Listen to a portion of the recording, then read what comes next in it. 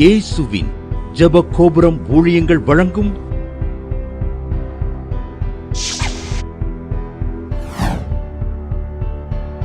நம்பிக்கையிலே சந்தோஷமாயிருங்கள். இஸ்ரவேலின் தேவன் தூங்க மாட்டார், இஸ்ரவேலின் தேவன் உறங்க மாட்டார், இஸ்ரவேலின் தேவன் தூங்க மாட்டார், இஸ்ரவேலின் தேவன் உறங்க மாட்டார். என்னோடு எந்நாளும் இருப்பவரே, எந்நாளும் என்னை காப்பவரே, என்னோடு எந்நாளும் இருப்பவரே, எந்நாளும் என்னை காப்பவரே. இஸ்ரவேலின் தேவன் தூங்க மாட்டார், இஸ்ரவேலின் தேவன் உறங்க மாட்டார்.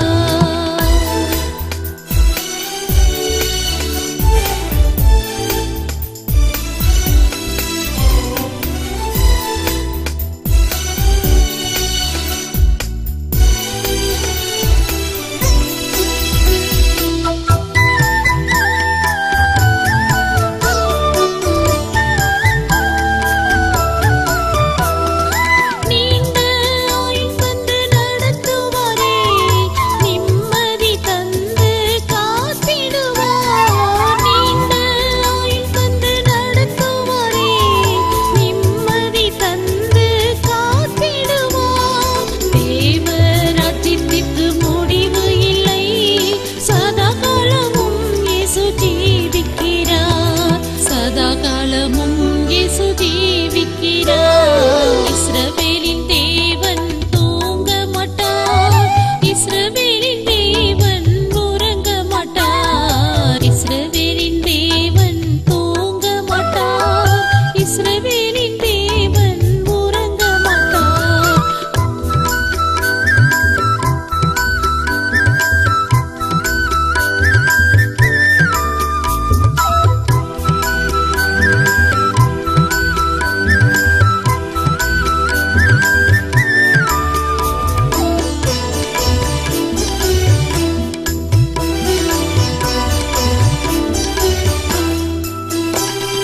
சுவிசேஷ ஊழியம் செய்திடுவோம், ஆத்தும அறுவடை செய்திடுவோம்.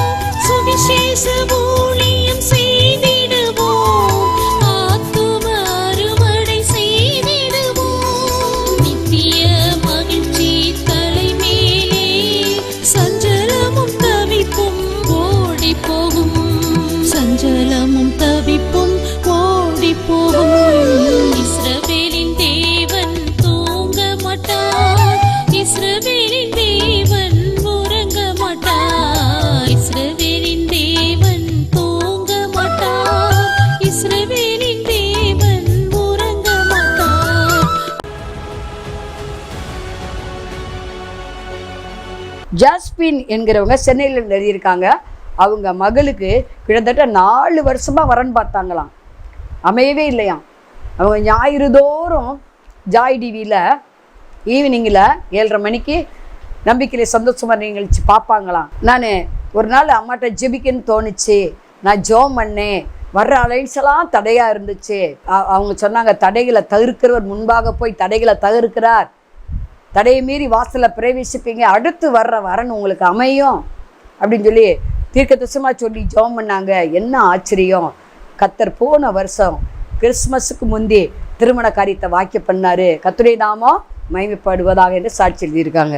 நம்பிக்கையிலே சந்தோஷமாயிருங்கள். ஆண்டவராய் இயேசு கிறிஸ்து நாமத்தினால தேவ சமூகத்திலிருந்து வாழ்த்துக்களை உங்களுக்கு கூறுகிறோம். இந்த நம்பிக்கையிலே சந்தோஷமா இருங்க நிகழ்ச்சிக்கு உங்களை அன்போடு கூட வரவேற்கிறோம். ஒவ்வொரு ஞாயிறு மாலை 7:30 மணிக்கு ஜாய் டிவியில் நம்பிக்கையிலே சந்தோஷமா இருங்க நிகழ்ச்சி ஒளிபரப்பட்டு வருகிறது. ஒவ்வொரு வெள்ளிக்கிழமையும் காலை 8:15 மணிக்கு நம்பிக்கை டிவியிலே நம்பிக்கையிலே சந்தோஷமா இருங்க நிகழ்ச்சி ஒளிபரப்பட்டு வருகிறது. பார்க்க தவறாதிருங்க. ஒவ்வொரு வேலைக்கிழமை இரவு 8 மணிக்கு ஜாய் டிவி யூடியூப்பில் துதி ஆராதனை ஜபம் நடந்து கொண்டு வருகிறது. ஒவ்வொரு 1ஆம் தேதியும் ஈவினிங் 7 மணிக்கு ஜாய் டிவி யூடியூப்பில் வாக்குத்தத்த துதி ஆராதனை நடக்கிறது.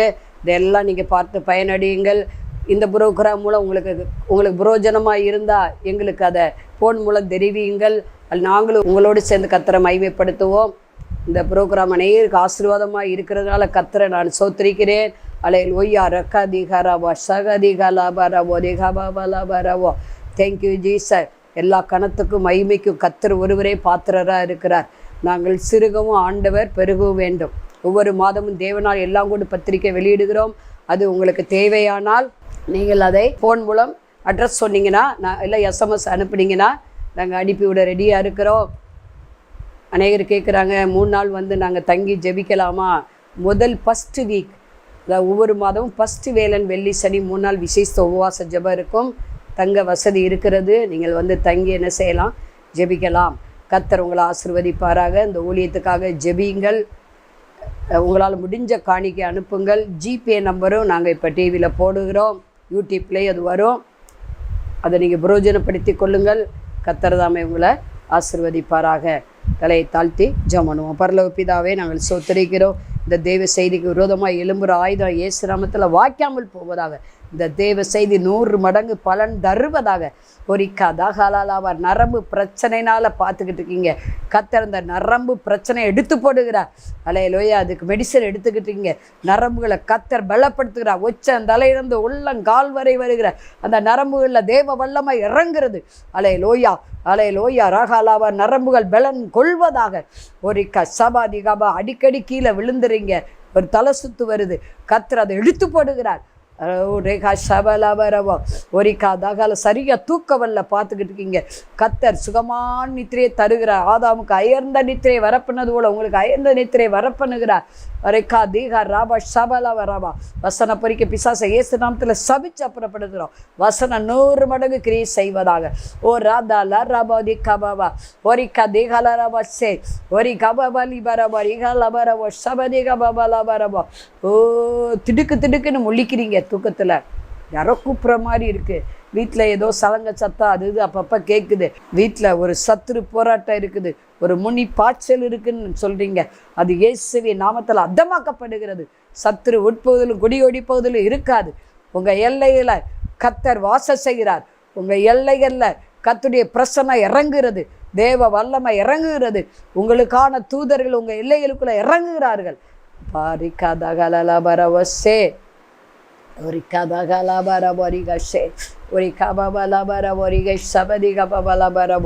Thank you Jesus. Thank you Jesus. Hallelujah. அவிசுவாசம், முறுமுறுப்பு, சந்தேகம் கண்டு விசுவாசிப்பது இதெல்லாம் நசனா இயேசு நாமத்தில் நீங்கி போவதாக. கர்த்தருடைய ஆசீர்வாதம் ஐஸ்வர்யத்தை தருவதாக. எவ்வளவு வருமானம் வந்தாலும் பொத்தல் பையில் போட்ட மாதிரி இருக்குது. கர்த்தர் அதை நீக்கி போடுகிறார். நீக்கி போடுகிறார். அல்லேலூயா. ஆஸ்தி ஐஸ்வர்யமும் கனமும் மகிமை அவராலே வருகிறது என்று சொல்வதற்கா நன்றி. ஆசீர்வதிங்கப்பா இயேசு நாமத்தில் பிதாவே. ஆமென். இந்த நாளை கூட செய்தியுடைய தலைப்பு கர்த்தர் நன்மையானதை தருவார், தேசமும் தன் பலனை கொடுக்கும். சங்கீதம் 85:12. சங்கீதம் 85:12. கர்த்தர் தீமையை பாராத சுத்த கண்ணர், அவரிடத்துல தீமை சேருவது இல்லை. அதான் உண்மை இல்லையா? இன்னைக்கு ஏன் தீமை வருது? நம்மளே வர வச்சுக்கிறோம். தீமையெல்லாம் சாத்தான்கிட்டருந்து வருகிறது, நன்மையில ஆண்டவற்றிலிருந்து வருகிறது. ஏனென்று யாக்கோபு 1:17 சொல்லுகிறது, நன்மையான எந்த ஈவும் பூரணமான எந்த வரமும் பரத்திலிருந்து உண்டாகி அது பிதாவிடத்திலிருந்து வருகிறது. யாக்கோபு அப்போஸ்தலர் எழுதுகிறார். அப்போ தீமை எங்கேருந்து வருது? சாத்தான்கிட்டருந்து வருகிறது, பாதாளத்திலிருந்து வருகிறது, நரகத்திலிருந்து வருகிறது. பாதாளம் நரகம் யாருக்கு நியமிக்கப்பட்டது? பிசாசுக்கும் அவர் தூதர்களுக்கும் தான், நமக்கு இல்லை. மனுக்குலத்துக்கு ஆண்டவர் பரலோகத்தை ஏற்படுத்தி வைத்திருக்கிறார். அவர் அறிந்து பாவத்தை அறிக்கையிட்டு ரட்சிக்கப்பட்டு மறுபடி பிறந்த அனுபவம் இருக்குமானால், நல்லா ப்ரேயர் பண்ண செபிக்க கர்த்தருக்கு பயந்து பொல்லாப்பை விட்டு விலகுவோமானால் நன்மைங்கிருவி நம்மளை தொடரும், ஜீவனாலெல்லாம் தொடரும். 23ஆம் சங்கீதத்தில் வாசிக்கிறோம், என் ஜீவனாலெல்லாம் நன்மைங்கிருவியும் தொடரும். தாவீது ராஜா சொல்கிறார், நான் கர்த்தருடைய வீட்டில் நீடித்தனால நிலைத்திருப்பேங்கிறார். அப்போ நன்மைகள் கர்த்தர் நமக்கு செய்ய வேண்டுமானால், நாம் வாழுகிற இந்த தேசம், இந்த நாடு, இந்த பட்டணம், இந்த கிராமம், இந்த பஞ்சாயத்து யூனியன், நம்ம வாழுகிற இடம், தெருவில் நம்ம வாழுகிற வசிக்கிற இடங்களில் நமக்கு பலன் கொடுக்க வேண்டுமானால், நம்ம கையீடு வேலைகள் ஆசீர்வதிக்கப்பட வேண்டுமானால், அது ஊழியமாக இருக்கலாம், தொழிலாக இருக்கலாம், வேலையாக இருக்கலாம், அல்லேலூயா, அது டீச்சிங் லைனாக இருக்கலாம், எதுவாக இருந்தாலும் சரி, பலன் தர வேண்டுமானால் சபலிகலபரவா தேங்க்யூ ஜீசஸ். கத்தெடுத்து நம்ம நன்மையை பெறணும், நன்மையை பெறணும். ஏன்னா அவர் சொல்ல அவர் கட்டளையிட நிற்கும். நன்மைகள் நம்ம அவரிடமிருந்து பெறுவதற்கு, தேவனிடத்திலிருந்து நம்மிடம் வருவதற்கு, நாம் கையீடு வேலை பலனை, நிறைவான பலனை நம்ம கொடுப்பதற்கு நீங்கள் நானும் செய்ய வேண்டிய சில காரியங்கள் இருக்கிறது. அந்த காரியத்தை நம்ம பார்க்க போகிறோம். இங்கே ஆதியாகமம் 4:7 சொல்லுகிறது, நீ நன்மை செய்தால் மேன்மை இல்லையோ, நீ நன்மை செய்யாதிருந்தால் பாவம் வாசப்படியில் படுத்திருக்குமா. நம்ம நன்மை செஞ்சால் நமக்கு நன்மை கிடைக்கும், தீமை செஞ்சால் நமக்கு தீமை தான் வரும். எதை விதைக்கிறோமோ அதை அறுப்பான் மனுஷன். கெட்டது செஞ்சால் கெட்டது தான் அறுப்பான், நல்லது செஞ்சால் நம்ம நன்மையை அறுப்போம். சரி, இங்கே நம்ம பார்க்குறோம். மீகா 6:8 சொல்லுகிறது, மனுஷனே நன்மை இன்னதென்று அவர் உனக்கு அறிவித்திருக்கிறார், நியாயம் செய்து இரக்கத்தை சிநேகித்து உன் தேவனுக்கு முன்பாக மனத்தாழ்மையாய் நடப்பதே அல்லாமல் வேற எண்ணத்தை கர்த்தர் உன்னிடத்தில் கேட்கிறார். அப்போ நன்மையை நம்ம செய்ய வேண்டுமானால், நன்மை இன்னதென்று உணர வேண்டுமானால், எது நன்மை என்று மீகா தீர்க்கதரிசி மூலம் நமக்கு கர்த்தர் பேசுகிறார். நன்மையை யோசிக்கிறோமா, தீமையை யோசிக்கிறோமா? ஏன்னா நம்ம யோசனைப்படி தான் நம்ம பேச போகிறோம், செய்ய போகிறோம் இல்லையா? இருதயத்தை நிறைவினால் அவனுடைய வாய் பேசும். அப்போ இங்கே நம்ம பார்க்குறோம், நன்மை இன்னதென்று உனக்கு அறிவித்திருக்கிறார். முதல் நம்ம நியாயம் செய்ய வேண்டும், அநீதி செய்யக்கூடாது, இரக்கத்தை சிநேகிக்க வேண்டும். இரக்கமுள்ளவர் பாக்கியவான்கள் இரக்கம் பெறுவார்கள். கடின இருதயத்தை விட்டுவிட வேண்டும். ஆண்டவர் இரக்கமாக இருக்கிறதோட இறங்கி நமக்கு பாவத்தை மன்னித்து, குற்றங்களை மன்னித்து, அவருடைய பிள்ளையாய் மாற்றி அவருக்கு நமக்கு சுதந்திரத்தை தந்திருக்கிறது போல, நம்மை ஆசீர்வதித்து உயர்த்துகிறது போல நாமும் மற்றவர்கள் மேலே இரக்கம் காமிக்க வேண்டும். அடுத்து, உன் தேவனுக்கு முன்பாக மனத்தாழ்மையாக நடக்கணும். தாழ்மையில் ஒரு கிருபை தருவார் இல்லையா? மேட்டிமை இருக்கக்கூடாது. மேன்மைக்கு முன்னானது தாழ்மை. நம்ம மேன்மை அடைய வேண்டுமானால் தாழ்மையாக இருக்கணும். தன்னைத்தான் தாழ்த்துகிறவன் உயர்த்தப்படுவான். ஆயக்காரனை போல தாழ்த்தணும். ஜெபத்திலலாம் நான் அதை செஞ்ச ஆண்டவரே, அவருக்கு இதை செஞ்ச பரிசையும் ஜெபம் பண்ணக்கூடாது. அது மேட்டிமை. ஆப்போசிட்டு, தாழ்மைக்கு ஆப்போசிட்டு மேட்டிமை, பெருமை. சொல்லப்போனால் பெருமை உள்ளவர்களுக்கு கர்த்தர் எதிர்த்து நிற்கிறார், தாழ்மை உள்ளவருக்கு கிருபை கொடுக்கிறார். அப்போ நம்ம தாழ்மையாக மனத்தாழ்மையாக இருக்கணும், எல்லாருக்கும் ரொம்ப யோக்கியமாக இருக்கணும். இது கர்த்தரிட்டு நமக்கு நன்மை ஏராளமாய் கொண்டு வரும். நியாயம் செய்யணும், இரக்கம் காண்பிக்கணும் மற்றவங்களுக்கு. அல்லேலூயா. ரக்க சபா தீகாபாபாலாபோ. மூன்றாவதாக நம்ம செய்ய வேண்டியது பார்த்த, முதலாவது நியாயம் செய்யணும், அடுத்து இரக்கத்தை சிநேகிக்கணும், மூன்றாவது மனத்தாழ்மையாக இருக்கணும். அப்பொழுது நம்ம மன விருப்பத்தின்படி செய்தவர் ஆலோசனை நிறைவேற்றுவார். சரி, இங்கே நன்மை செய்வதில் அடுத்து நம்ம சோர்ந்து போயிடக்கூடாது. கலாத்தியர் 6:9 சொல்லுகிறது, 6:6 எழுதப்பட்டிருக்குது, மேலும் திருவசனத்தில் உபதேசிக்கப்படுகிறவன் உபதேசிக்கிறவனுக்கு சகல நன்மையிலும் பகிர்ந்து கொடுக்க கடவன் அப்படின்னு இருக்கு. ஊழியர்களை பற்றாக்குறையை தீக்கிறோமா? அவங்களுக்கு கஷ்டமாக இருக்குது, அவங்களுக்கு குடும்பத்துக்கு தேவைகள் கர்த்தருக்கு கொடுக்குறோம். ஆனால் இந்த சிறியில் எதை செய்தீர்களோ அதை அவர்களுக்கே செய்தீர்கள் இருக்கு. கஷ்டப்படுற ஊழியக்காரர்களுக்கு, குடும்பத்துக்கு அவங்க ஒரு சிலர், ஆனால் அவங்களுடைய உபதேசம் சூப்பராக இருக்கும். அவங்களால கட்டப்பட்டவங்க நிறைய இருப்பாங்க, புரோஜனமாக உள்ளவங்கள போதிப்பாங்க. அப்படிப்பட்டவங்களுக்கு நம்ம ஏதாவது உதவி செய்கிறோமா? கர்த்தர் நமக்கு கொடுத்துக்கிற பொருளாதாரத்துக்கு பகிர்ந்து கொடுக்குறோமா? அவங்களுக்கு ஹெல்ப் பண்ணுறோமா? அப்பொழுது கர்த்தர் அதை கனம் பண்ணுவார், நம்மை கனம் பண்ணுவார், நமக்கு நிறைவான நன்மைகளை தருவார்.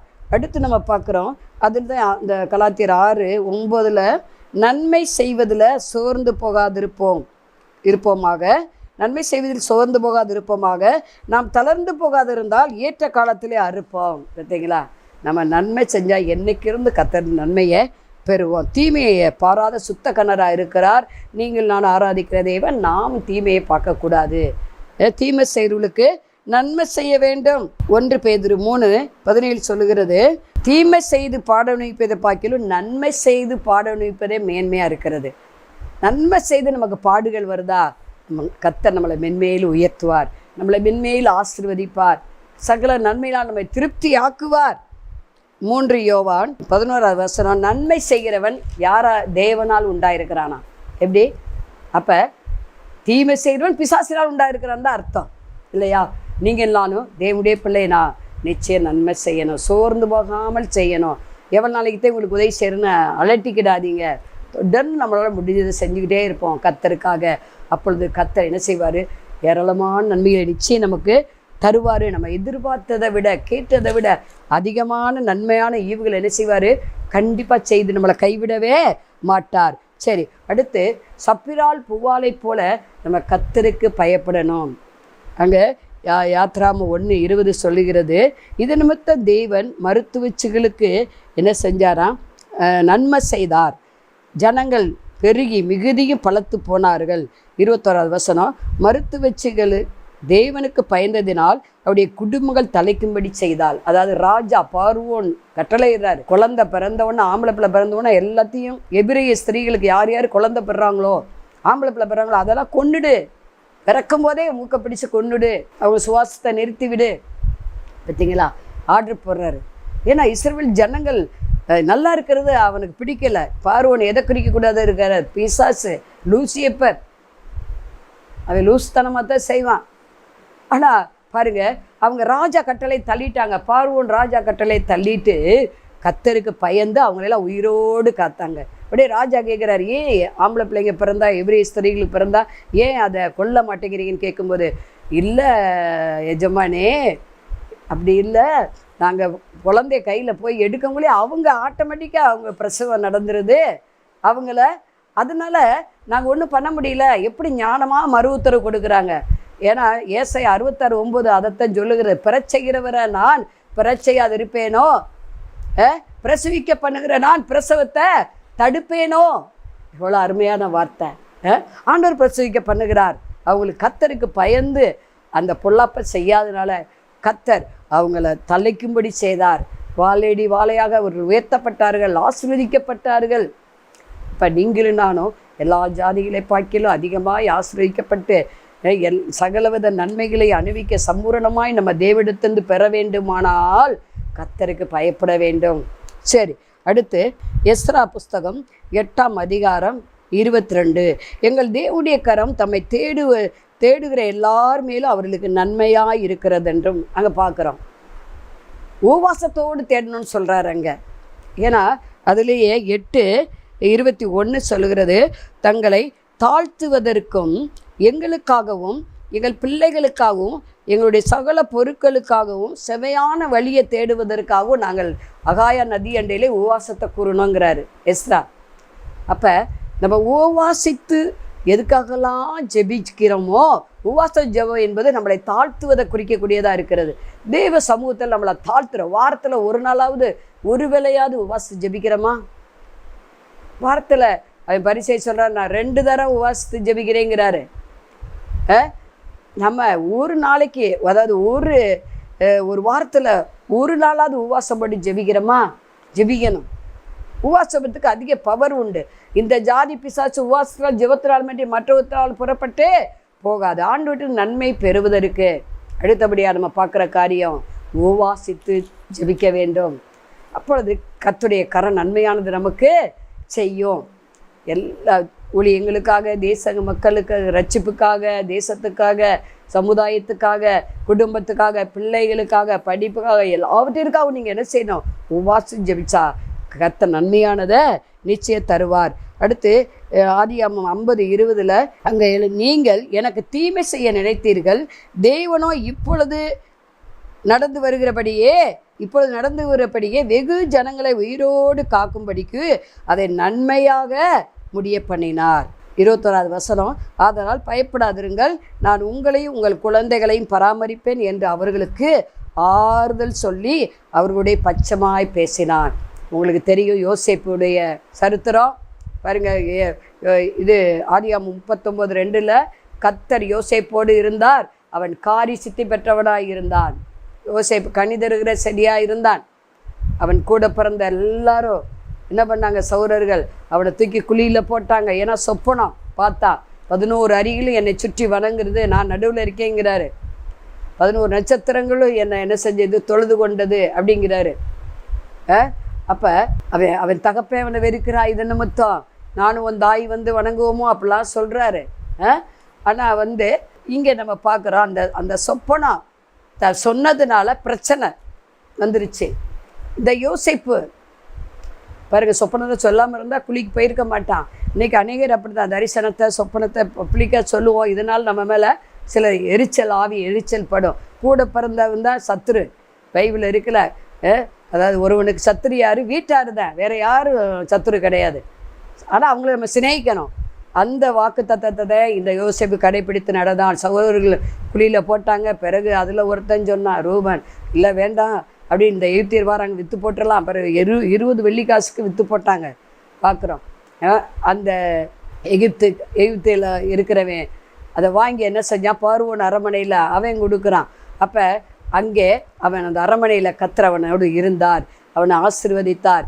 பாருங்கள், அரண்மனைக்குத்தான் அவன் தலைவனாக இருந்தான். அடுத்து பாருங்கள், சிறைச்சாலையில் அவனை அடைக்கிறாங்க செய்யாத குற்றத்துக்காக. ஆனால் அங்கே அவனை தலைவன் ஆண்டவர் மாத்துறாரு. 3வதாக பார்க்குறோம், அவனை சிங்காசனத்தில் ஏற்றி ராஜாவுக்கு அடுத்தாப்பில் ஒரு ஜனாதிபதியாக வைத்து கர்த்தர் என்ன செஞ்சார், அவனை உயர்த்தினார். இவங்க எல்லாரும் சொன்னபடி வணங்குனாங்களா, அந்த சொப்பந்தபடி நடந்துச்சு. பாருங்க, இவங்களும் பயப்படுறாங்க கூட பிறந்த எல்லாரும். ஏன்னா கானானில் பயங்கரமான பஞ்சம், மற்ற நாடுகள்லாம் பஞ்சம். ஆனால் எகிப்தில் இவருக்கு கர்த்தர் கொடுத்த ஞானத்தினால, கர்த்தர் இவரோடு கூட இருந்ததுனால எல்லா ஜனங்களுக்கும் போசாக்கு கொடுக்கிறவராக மாற்றிவிட்டார். பாருங்கள், எல்லா சொத்துக்களையும் இல்லை உலக சொத்துக்களை இந்த எகிப்தில் ஆண்ட அந்த யோசேப்பு வாங்குகிறான். இல்லை, எல்லா நாடுகளையும் பஞ்சம் வருது. அதில் விசேஷமாக கொடுமையான பஞ்சம் கானானில் இல்லையா. அப்போ அந்த பாருங்கள், அவங்க அப்பாவிலேருந்து எல்லாரும் 70 பேர் அங்கே வர்றாங்க, சந்ததி வருது. 70 வரை இவன் பராமரிக்கிறான். அதை உன் பிள்ளைகளாம் எல்லாத்தையும் நான் என்ன செய்வேன், நான் ஆதரிப்பேங்கிறான். அது கோசே நாடு இருக்கிறதுலே, கோசை பட்டனா கொஞ்சம் பெரிய நல்லா செழிப்பானது, அங்கே வச்சு பராமரிக்கிறான். அப்போ தீமை செய்கிறவங்களுக்கு நம்ம பெஸ்ட்டாக நன்மை செய்யணும். அப்பொழுது கர்த்தர் என்ன செய்வார், நன்மையானதை கண்டிப்பாக தருவார். இங்கே நம்ம பார்க்குறோம், நமக்கு கர்த்தர் நன்மை செய்வதற்கு நாம் கர்த்தருக்கு பயப்பட வேண்டும். தீமை செய்கிறவர்களுக்கு நன்மை யோசிப்பை போல நம்ம செய்ய வேண்டும். அதே போல் ஓவாசித்து நம்ம என்ன செய்ய வேண்டும், ஜெபிக்க வேண்டும். அதே போல் ஒரு மனதை காத்து கொள்ள வேண்டும். அடுத்த பாயிண்ட்டு, ஒரு மனதை காத்து கொள்ள வேண்டும். 133 சங்கீதம் 1 அங்கே எழுதப்பட்டிருக்கு. நீங்கள் வாசித்தீங்கன்னா தெரியும். இதோ சகோதரர் ஒருமித்து வாசம் பண்ணுவது எத்தனை நன்மையும் எத்தனை இன்புமானது. அது ஆரோனுடைய சிரசு மேல் ஊற்றப்பட்டு அவனுடைய தாடியிலே வடிகிறதும் அவன் அங்கிகள் மேல் இறங்குறதுமான நல்ல தைலத்துக்கும் எர்மோன் மேலும் சீயோன் பர்வதங்கள் மேலும் இறங்கும் பனிக்கு ஒப்பா இருக்கிறது. அங்கே கர்த்தர் என்றென்றைக்கு ஆசீர்வாதத்தையும் ஜீவனையும் கட்டளையிடுகிறாராம். பார்த்தீங்களா, ஒரு மனம் தேவை. சகோதரர்கள் ஒருமித்து வாசம் பண்ணணும். ஒற்றுமை நமக்குள்ள தேவை. விசுவாசிக்கு சண்டை, ஊழியக்காரங்களுக்கு சண்டை, குடும்பத்தில் கூட பிறந்தவங்கள சண்டை இருக்கக்கூடாது. தன் சகோதரனை மூடன் என்று சொல்லுகிறவன் எரி நரகத்துக்கு எதுவாக இருப்பானா, எச்சரிக்கையாக இருக்கணும். முட்டாள்னு சொல்லக்கூடாது யாரையும். அப்போ இங்கே நம்ம பார்க்குறோம், நம்ம ஒரு மனமாய் நமக்கு ஒரு மனதாக நம்ம இருந்தோம்னா பாருங்கள், அப்போஸ்தல சபையில் விசுவாசிகள்லாம் ஒரு மனமாய் சாலமன் மண்டபத்தில் கூடி ஜெபிக்கிறாங்க. கர்த்தர் பாருங்கள் மரித்தோரை எழுப்புறாரு, பெரிய ரட்சிப்பை பேதுரு மூலம் கட்டளையிடுகிறாரு. அங்கே நம்ம பார்க்குறோம் இல்லையா, ஒரே நாளில் 5000 பேர் 3000 பேர் ரட்சிக்கப்படுறாங்க.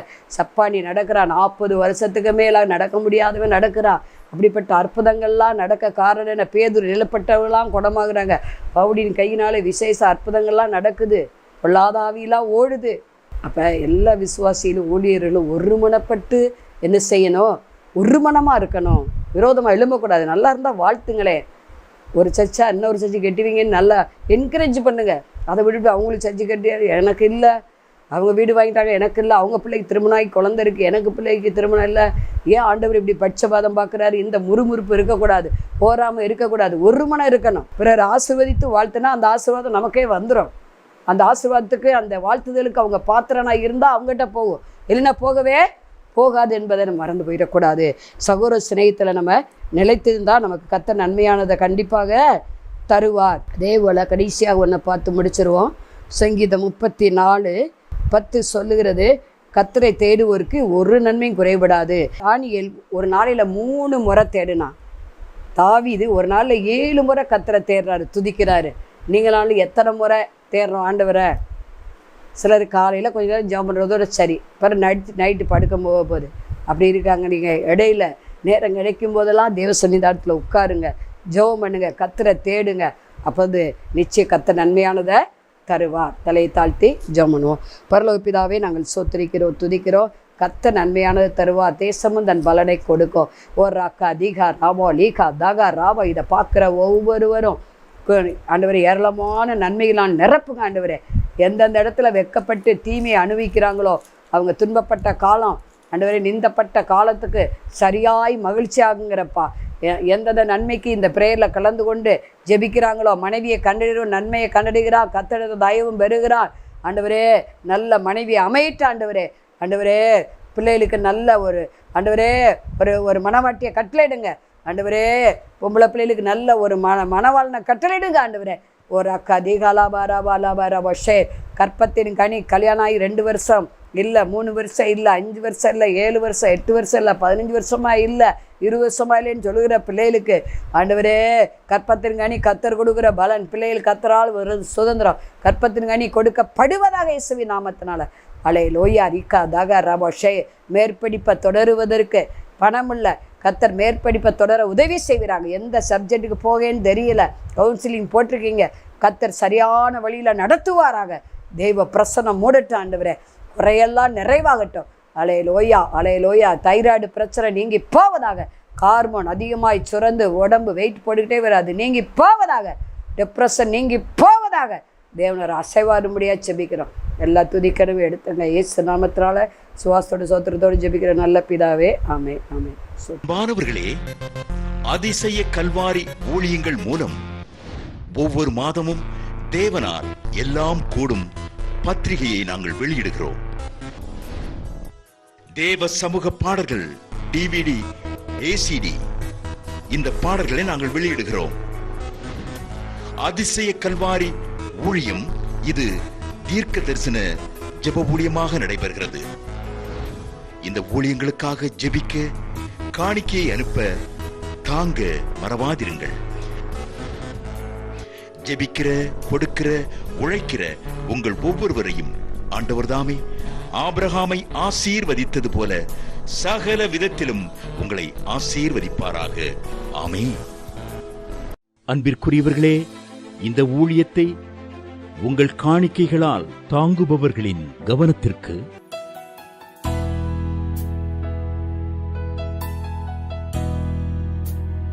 ஜிபே மூலமாகவும் நீங்கள் தாங்கும்படி உங்களை பட்சமாய் கேட்டுக்கொள்கிறோம். எங்களுடைய ஜிபே எண்ணானது 9439308550. எங்களது முகவரி சகோதரி எலிசபெத் சுந்தர்ராஜன், எண் 27, பொதிகை தெரு, குழந்தை சாமி நகர், வண்டியூர், மதுரை 20. செல்போன் எண்கள் 9484177765 9095328172 மற்றும் 9443930850.